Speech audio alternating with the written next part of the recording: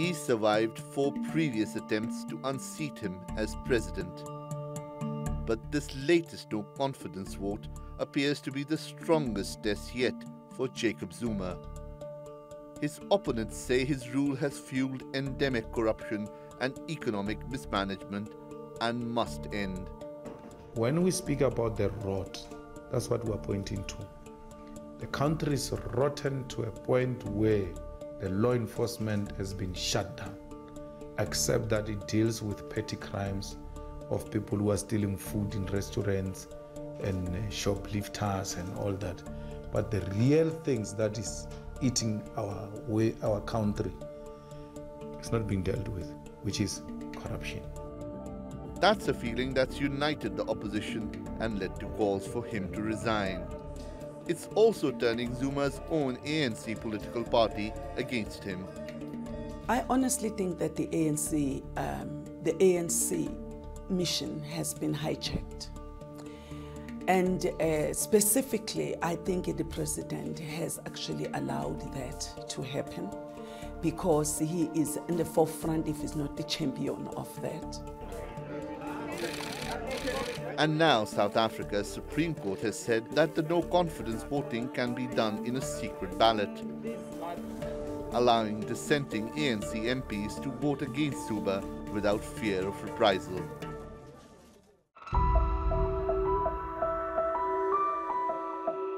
Jacob Zuma's reign as President of the Republic of South Africa has been as colourful as it's been controversial.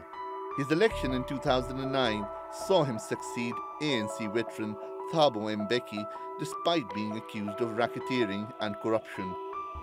Zuma won by a wide margin due to his working-class roots and his pro-union policies. That popularity is now beginning to fade away. A recent court ruling found he misappropriated state funds for his private residence.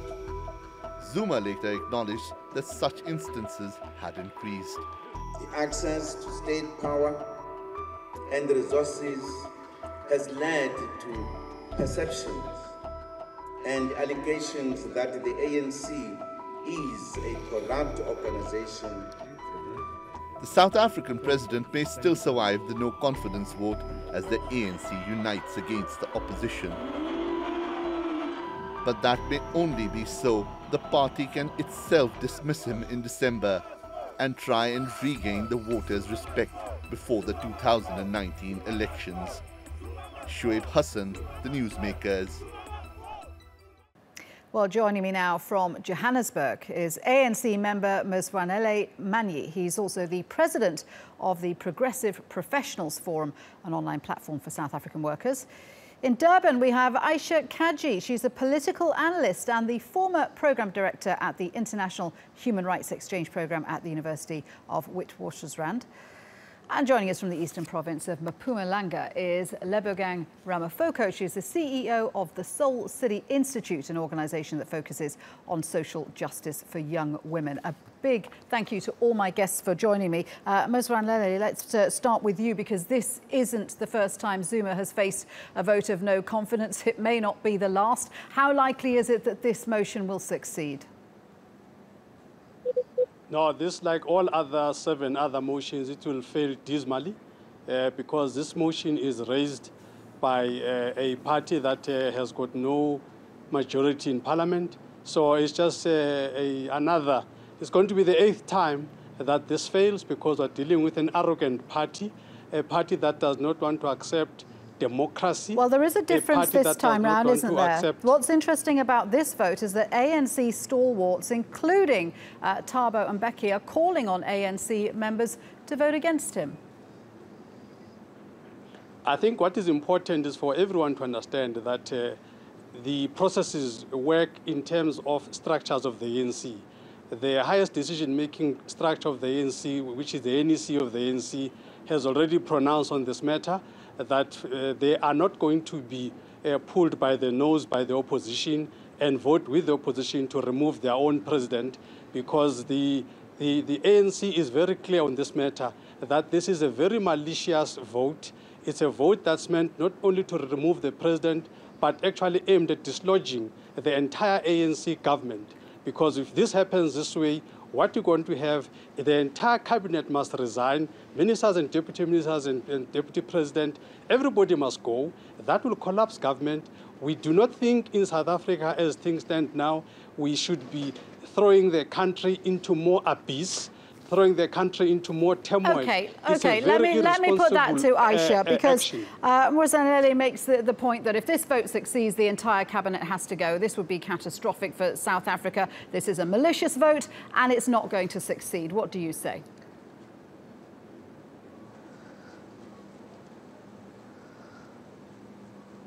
Well, this administration, the Zuma administration, has been catastrophic for South Africa anyway. So, yes, it will throw the government into a bit of a panic. It will necessitate perhaps a new cabinet, perhaps even a call for a new election, etc. But given the degree of kleptocracy into which this administration has sunk, and given, as you've said, that senior members, both former members, the former president and current sitting MPs are calling for ANC members to support this vote of no confidence, it is clearly at a time when South Africa is at a breaking point. It's a point of turmoil. It's a point where ordinary citizens and indeed even politicians within the ruling party have become sick of what is going on within that party, within the senior structures and the senior leaders of that party. And therefore, there is a slight chance, Shuli, that this vote of no confidence may succeed. However, I, for one, think it won't, because we have a party whip system. Unfortunately, if people do vote with their consciences, we will find that they will be hounded out of their current positions, and they have, as ANC MP Makosi Koza has noted, they will find that they have no way of then supporting their families and homes. Yeah, let me put this to... Unfortunately, people are unlikely to vote against the president. Let me put this to Lebo, because... also, of course, because it's been brought by the opposition. This is a very interesting point, that at least 2 ANC members have said that they will, they've said openly that they will vote against President Zuma. They have received death threats. They have received threats of disciplinary action by the party. So, Lebo, in practice, unless it's a secret ballot, which is what the opposition is calling for, how easy will it be for ANC members to come out and vote against President Zuma? I think it's going to be very difficult. I think the mood, not only with people who have spoken out, but in the country, there is clearly intimidation. I, for one, was a reluctant participant in this discussion, because we have seen with admissions of what happened with Paul Pottinger about how even social media was used to use very sensitive issues of transformation in the country to fuel a whole lot of discontent in the country. We have seen how the Black Land Fest has gone on rampage attacking journalists. So I think over and above the fact that there has been very overt messages that MPs should not be voting with the opposition, I think the mood of anyone who is speaking out is that they speak out at their own peril. OK, let's have a listen to what opposition leader Julius Malema says. He says that there should be a secret vote to enable ANC leaders to vote against President Zuma. I'm not talking to opposition MPs. I'm talking to ANC MPs. I've spoken to more than 60 of them. They've committed. They've asked that this thing must be secret. They will deliver it. They are not happy themselves. They are not happy themselves. So don't undermine the secret ballot. Mwanele, if you're so confident that the vote is not going to go against President Zuma, why don't you have a secret ballot? No, look, I think this vote will fail, this vote. What Julius Malema has said before. So it's a whole... But is it going to fail because ANC members will feel intimidated about voting against President Zuma? ANC members join ANC. I think what is important is that we have a very hypocritical approach here from opposition parties. And I'm coming to a question. The same DA, which is the main opposition party, has disciplined its own members for not voting the party line. The same Malema who's just spoken now, he himself has also disciplined, is busy disciplining his own members in Mogale City for not voting his party line.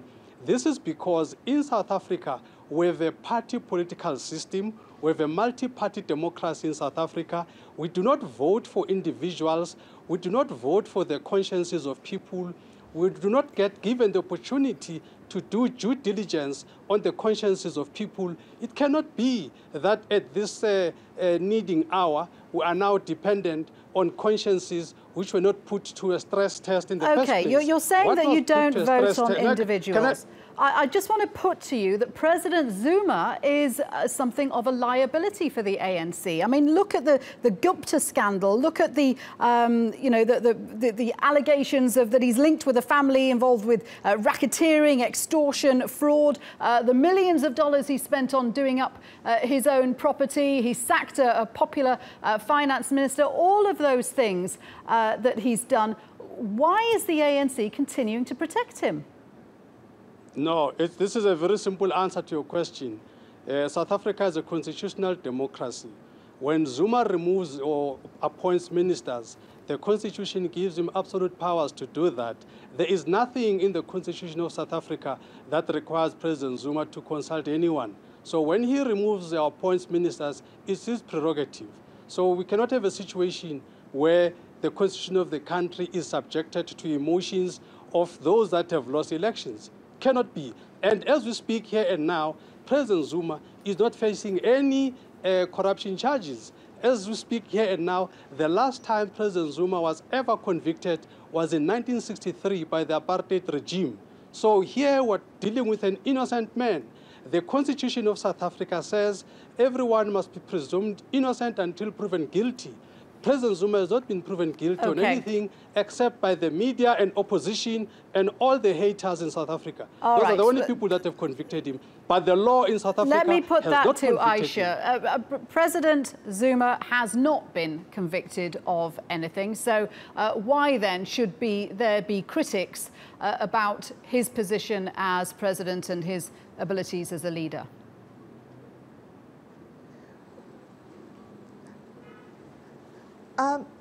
I wonder if Mr. Manye has actually heard of the Constitutional Court judgment of last May, when the Constitutional Court unanimously found that Mr. Zuma had indeed not been ethical in his expenditure on his home at Nkandla and needed to pay back the money, which of course has not been done to date. As you know, Shuli, people in positions of immense power often wield sufficient influence, both military and political and security-wise, where they're able to shut people up. And as Lebo has just pointed out, this has begun happening, unfortunately, in South Africa, where MPs with a conscience who have actually declared their dissatisfaction with the current administration have actually been assaulted, have been threatened. Journalists have been as well. So yes, we're living in a constitutional democracy, but unfortunately that constitutional democracy under this administration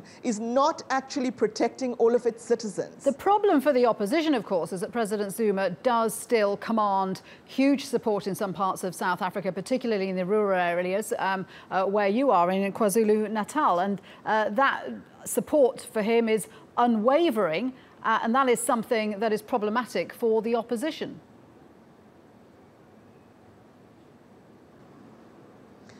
Okay, thank you, Shuli. As I was saying, while there is enormous grassroots support, including in KwaZulu-Natal, for the party that brought liberation to this country, the ANC, that isn't necessarily the case for the person of the president. And even where it is largely dictated by politics that are, to an extent, based on patronage, based on favors given and received, etc. There is a huge network of corruption in this country, which is being exposed through things like the Gupta-gate emails, etc., that Mr. Manyi will not speak to because he knows that there really is no defensible position for the degree of kleptocracy into which the Zuma administration, the degree of corruption into which it has become embroiled. And of course, many of those close to the president will refuse to speak against him and against this corruption because they themselves are benefiting and their families and friends are benefiting from this. But it is time that people with conscience started to speak out against it. Ms. Ranele, what do you have to say to that? And do keep it short because I want to move on to other issues.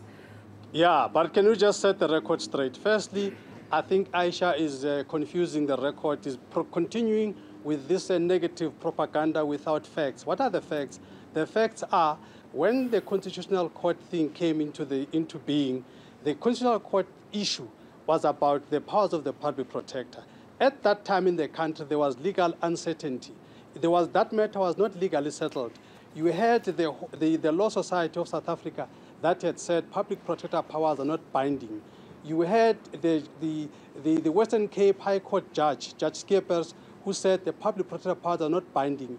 You had the former Constitutional Court Judge Yaku, who said the public protector is just like an ombuds. Okay, so let's move on to some other issues. I do want to move on to some other issues of the problems of presidency. This is not fair. Everybody gets their chance to have. You're not giving me enough chance. You've had a lot of answers. You've had a lot of answers, and I want to move on to other areas.